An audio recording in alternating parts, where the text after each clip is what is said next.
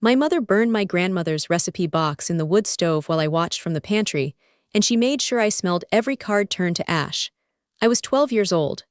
The box was older than me, a pine chest my grandmother had carved herself, filled with index cards in her cramped, loving handwriting, the only things in that house that smelled like her. Lavender and flour, yeast and memory. She died 3 months earlier. Stroke, the doctor said, though she'd been healthy, though she'd been teaching me to make her sourdough the week before, though I'd found her journal hidden in the flour bin with plans to leave, to move in with us, to get away from my mother's care, to finally be a grandmother instead of a servant. That morning, I'd come home from school to find my mother in the kitchen. She was drunk, not unusual, but this was a different drunk. The kind where her hands shook and her lipstick was smeared and she looked at the recipe box like it was a person who'd betrayed her. "Your grandmother filled your head with nonsense," she said, not looking up from the stove. "Told you that cooking was love, that food was memory, that recipes were inheritance." She laughed, a wet, broken sound. She was going to leave me, move in here, take my kitchen, take my daughter, become the mother I never let her be. I didn't say anything. I'd learned not to say anything when she talked about my grandmother. Agreement made her nostalgic. Silence made her instructional. There was no right answer, only varying degrees of wrong that ended with her hand or her words or the sound of something burning that I couldn't save. I tried to walk past her, to my room, to anywhere else. She blocked the doorway with her body. "She taught you her sourdough," my mother said, "taught you her secret, her starter, her mother." She spat the word like poison. "You think I didn't know? You think I didn't taste it in your bread?" Her hands, her touch, her love rising in my oven, feeding my family, pretending to be yours. She opened the stove. The fire was already going, she'd built it, hot, deliberate, waiting. She picked up the recipe box. She looked at me, she smiled. Then she threw it in. I screamed. I ran for the stove, as if my hands could reach through flames, as if love could be fireproof, as if 12 years of baking had taught me anything about rescuing what mattered. She caught me, her arm around my waist, lifting me off the ground, holding me so I could smell, so I could hear, so I could watch every card curl and blacken and disappear. The sourdough recipe, feed her every week, never refrigerate. She is older than me, curling like a finger waving goodbye. The pierogi recipe, pinch here, not here. This is how my mother taught me, turning to ash that rose up the flue like a ghost. The wedding soup recipe for your wedding, which I will not see, dissolving into nothing, the ink running, the paper becoming smoke. I screamed. I clawed at her arm until I drew blood. She didn't feel it. She held me for 5 minutes. I counted. I still count sometimes when I'm trying to fall asleep. 1 Mississippi, 2 Mississippi, 3. At 2 minutes the box itself caught, the pine popping and splitting. At 3 the cards were gone, only ash remaining. At 4 the smell changed from burning paper to burning memory, lavender and flour becoming something else, something final. At 5 she let me go. I fell to the floor. The stove was still hot, the fire still burning, but there was nothing left to burn. The box was charcoal. The recipes were smoke. My grandmother's handwriting, her voice, her hands guiding mine, gone. This is what happens, my mother said, when you put the past before your family, when you hide secrets in dough and codes in cards. She wiped her hands on her apron, leaving smears of ash. Your grandmother was a disobedient mother. Disobedient mothers burn, and their recipes burn with them. She walked out. She went to her bedroom. I heard the television turn on cooking shows, her favorite, the kind where perfect women made perfect meals for perfect families who thanked them. I sat on the floor. I held a fragment, a corner of an index card, barely an inch, the word salt visible, the S half-burned. It was still warm. I kept thinking I knew it was ash, but I kept thinking that if I held it long enough, if I pressed it to my chest, if I whispered my grandmother's name enough times, the card would reassemble, the writing would return, the box would rise from the stove and open itself to me again. It didn't. I gathered the ashes. All night, while my mother snored in her bedroom, while the cooking shows played to an empty room, I collected every fragment, every ember, every trace.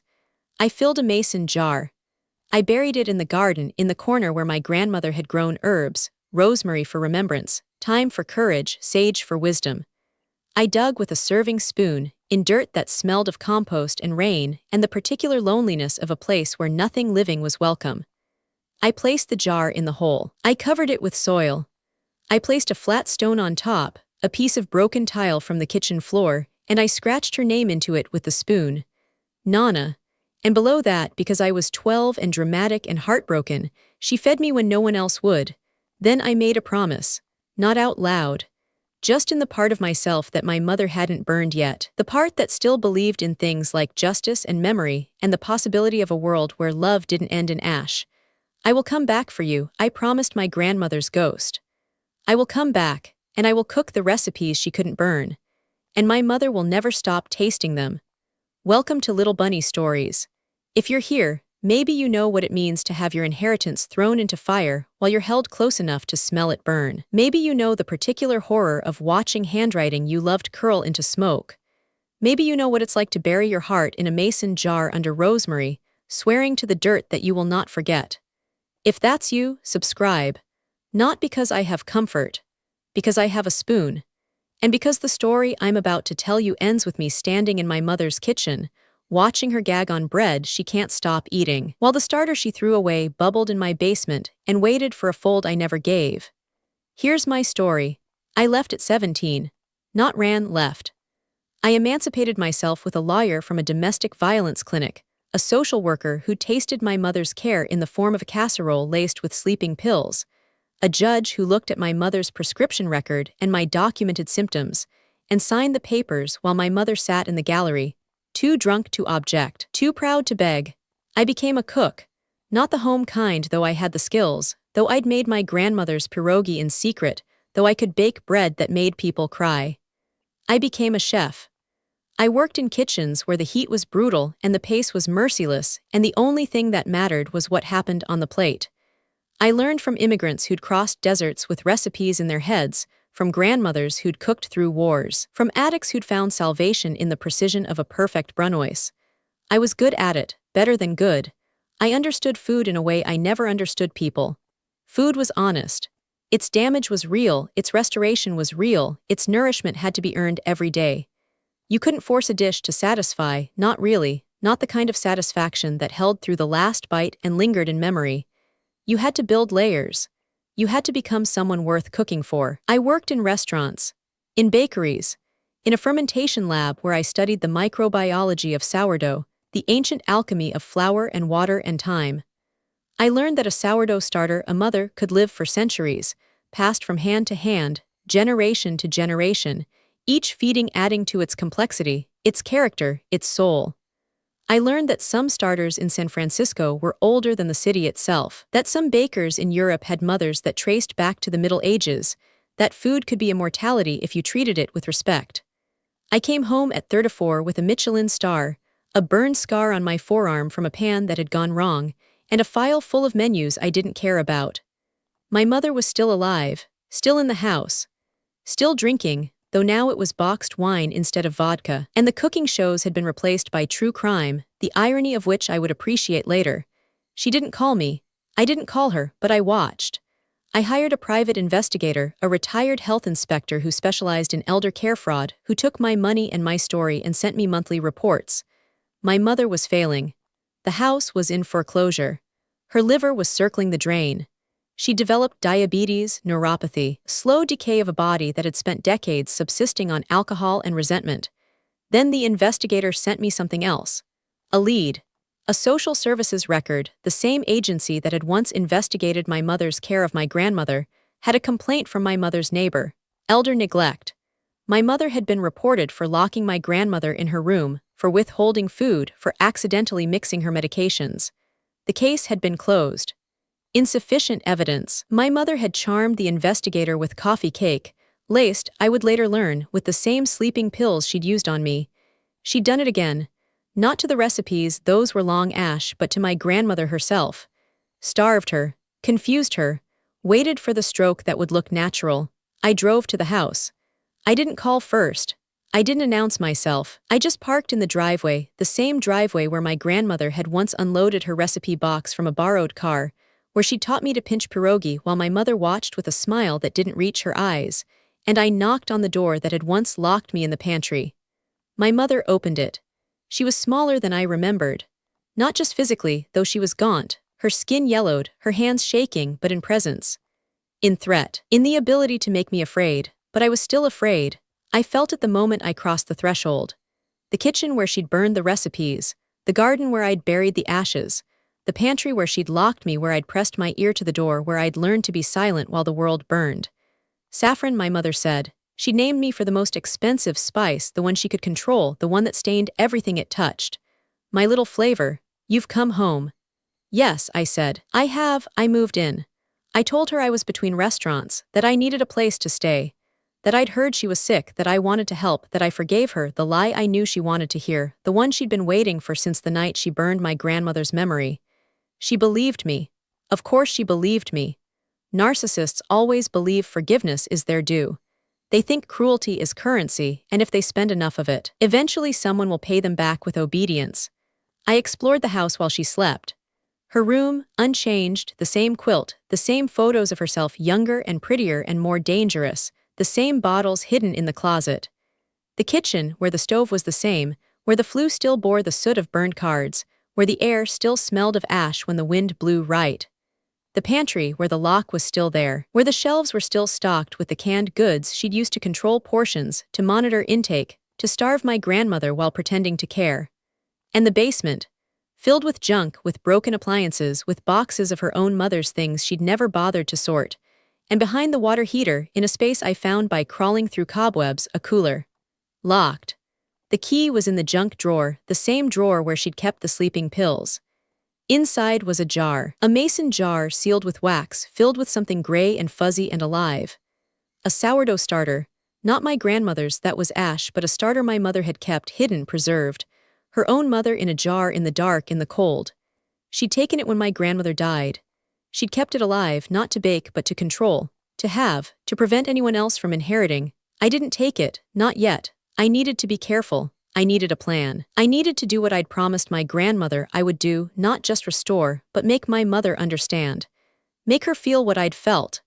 Make her taste memory that wouldn't stop, that followed her, that rose in her throat and settled in her stomach and refused to be digested. I named her memory, because she carried what my mother had tried to erase. Because she was the taste of everything my grandmother had fed me. Because she was the flavor of what comes after fire, fermentation, transformation, the alchemy of time and patience. I didn't keep memory in the house. That would have been too obvious, too risky.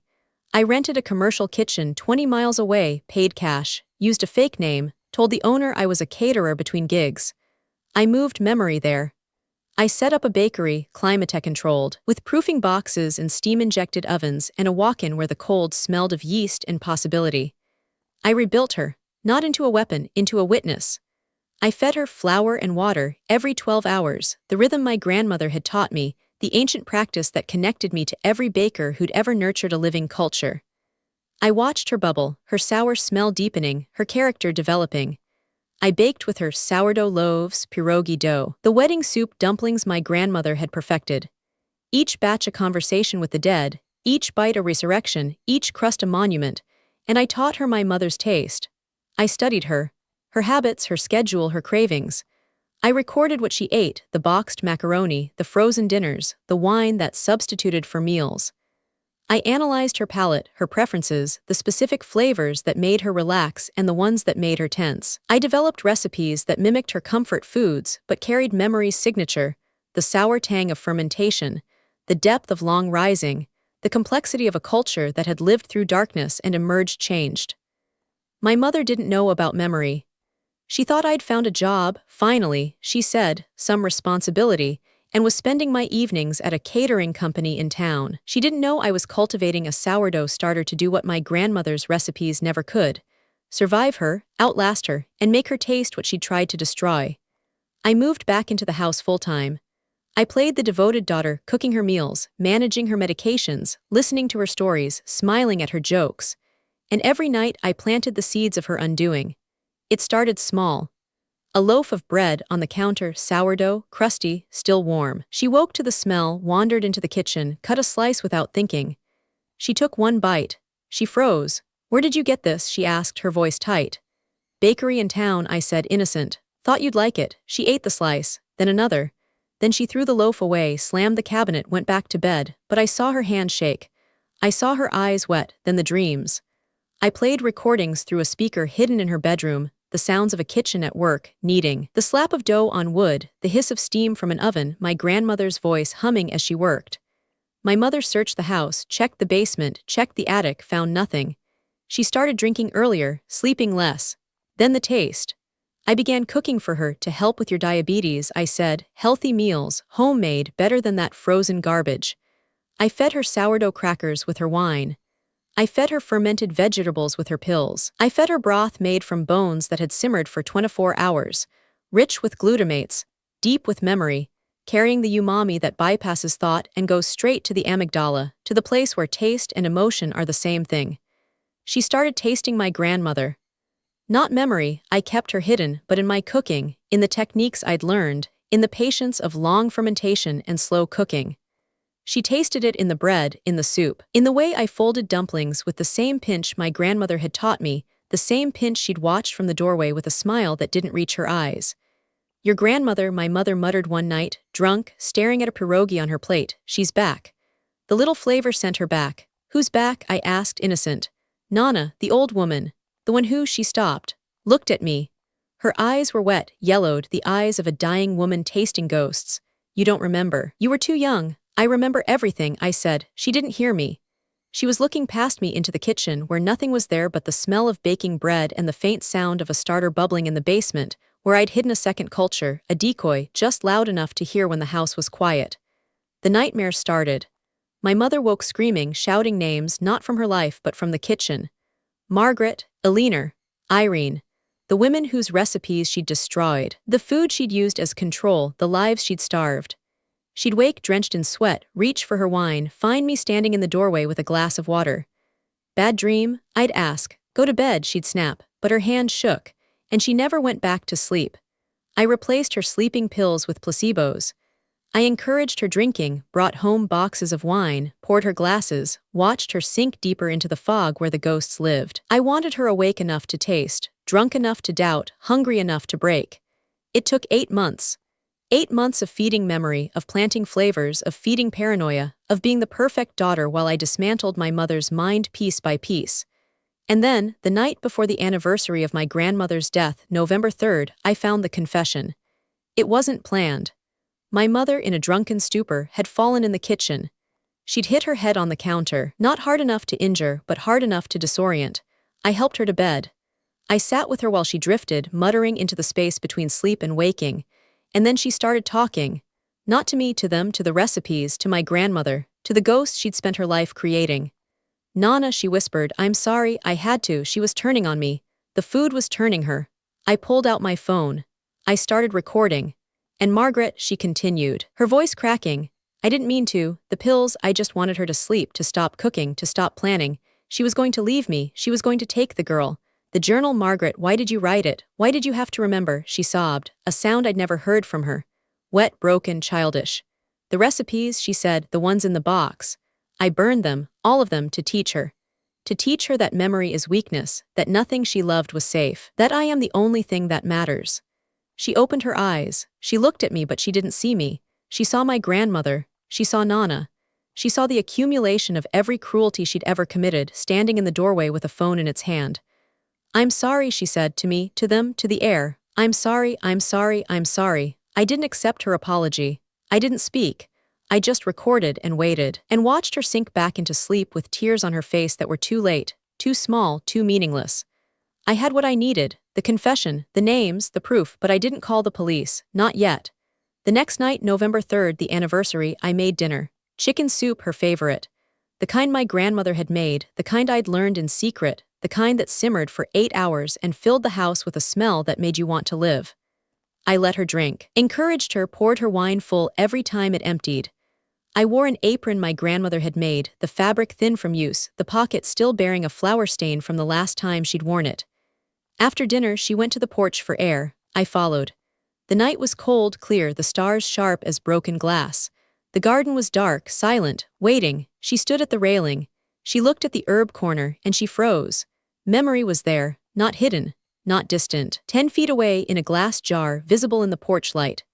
The starter bubbling alive, her surface marked with the patterns of fermentation, her smell sour, complex, ancient, carrying on the cold air. And beside her a plate, fresh sourdough, sliced, buttered, steam still rising. My grandmother's recipe in my handwriting on a new card, placed on the stone where I'd buried the ashes. My mother dropped her wine glass, it shattered on the deck. Nana, she whispered. No, no, I burned you. She turned to run, stumbled, fell against the railing. I didn't move, I just watched. Memory didn't move either. She just sat and bubbled and waited. She was cultivated to do that, to hold, to ferment, to be present without being consumed until the time came. But I didn't serve her. I never would. My mother scrambled to her feet. She ran inside. She grabbed a knife from the kitchen, the same knife she'd used to threaten my grandmother, the same knife she'd used to control portions, to monitor, to starve. She came back to the porch, waving it, screaming at the dark, at memory, at the ghosts that weren't there. "Come on," she shouted. "Come on, you witch, you want me? Come get me." Memory didn't move. She just bubbled and waited and smelled, that ancient living smell that filled the porch, that settled in my mother's clothes, that she would taste for days. The neighbors called the police. I called them too. From the kitchen, my voice trembling, the perfect frightened daughter. "My mother," I said, "she's having an episode. She's armed, please hurry." They came with sirens. They found my mother on the porch, knife in hand, screaming at a jar of sourdough starter, urine running down her leg, her face purple, her eyes wild. They disarmed her. They cuffed her. They read her rights while she babbled about recipes, about ghosts, about confessions she'd made to a daughter who didn't exist. I gave them my phone. The recording. The journal I'd found in the flower bin, my grandmother's handwriting, her plans, her new name. The social services records, the neighbor's complaint, the sleeping pill prescriptions. The location of the ashes in the garden, marked with broken tile. The name of the social worker, who confirmed the laced coffee cake. The death certificate of my grandmother, the medical records I'd requested, the pattern of accidental medication errors that had never been investigated. My mother was arrested. Not for burning the recipes, the statute of limitations on property damage had passed. Not for my grandmother's death, stroke, the original coroner had ruled, and proving otherwise would take years. But for the confessed fraud, the elder neglect records, the threats to neighbors, the assault with a deadly weapon. Enough to hold her. Enough to start. She was evaluated by a court psychiatrist. Diagnosed with alcohol-induced dementia, Munchausen syndrome by proxy, narcissistic personality disorder. Sent to a psychiatric facility rather than prison. I didn't attend the hearing. I didn't need to see her in restraints, in a hospital gown, in the kind of locked room she'd built for my grandmother, but I visited once. 3 months after her commitment. She was smaller than I'd ever seen her. The lipstick was gone. Apron was gone. She was just an old woman in a wheelchair, oxygen tube in her nose, staring at a wall. I sat across from her. I didn't speak. I just opened my hands and broke bread, sourdough from memory, the crust crackling, the crumb steaming, the smell filling the small room. My mother smelled it. Her eyes widened. Her mouth opened. No sound came out. "This is memory," I said. "You tried to burn her. She lived. She fermented. She chose to feed me." I stood up. I walked to the door. The smell followed, ancient, living, inescapable. "She doesn't need to poison you," I said, my hand on the doorframe. "She just needs to exist, to be here, to be rising when you're not." I left. I didn't look back. I heard my mother screaming as the orderlies restrained her, screaming about recipes, about food, about the daughter who'd brought the past into her present and made it sit and wait and ferment. I didn't keep the house. I sold it to a family who demolished it, built a new home, planted a garden where the herb corner had been. I didn't visit the grave. I had the ashes exhumed, mixed with flour, baked into a loaf that I shared with my staff, my family, my community. My grandmother became not ash but nourishment, not memory but sustenance, her particles becoming part of every person who broke bread in my kitchen. I bought a building. A bakery, small, intimate, with a storefront and a kitchen and proofing boxes that went on forever. I called it Nana's Oven. Not a restaurant, a sanctuary, for people recovering from eating disorders, from abusive relationships with food, from mothers who'd used meals as weapons. We didn't train submission, we trained nourishment. We didn't starve spirits, we fed voices. The logo was a mason jar with steam. The motto, we don't control portions, we restore appetites. Memory was the first mother. She became the teacher, the starter who showed newcomers that food could be different, that hands could mean gentleness, that dough was for rising and not for punishment. She lived 12 more years, fed by hundreds of hands, baked into thousands of loaves, her culture spreading, her flavor deepening, her grandmother's memory living in every crumb broken by every person who learned to eat without fear. When she finally grew too sour, when her balance shifted and she couldn't raise bread anymore, I didn't discard her. I dried her, flaked her, shared her with students and friends and strangers who wrote to me from around the world. She became not one starter but many, her culture spreading, her fermentation continuing, her grandmother's memory living in every kitchen where someone mixed flour and water and waited for life to bubble. I still bake at dawn. Every morning in my apartment kitchen, through the recipes my grandmother taught me, through the techniques I've developed, through the silence between bites that says what words cannot. And every time a new student, scarred, frightened, expecting the worst, tears a piece of warm bread and tastes something they can't name, who finds their hunger in the fermentation of flour and water, who learns that food is not something done to them but something they do, I smile. Because the starter my mother tried to burn to teach silence learned something better. She learned that nourishment is not demanded, it is offered, that memory is not burned into submission. It is fermented, day by day, choice by choice, until the culture that was broken becomes the culture that heals others.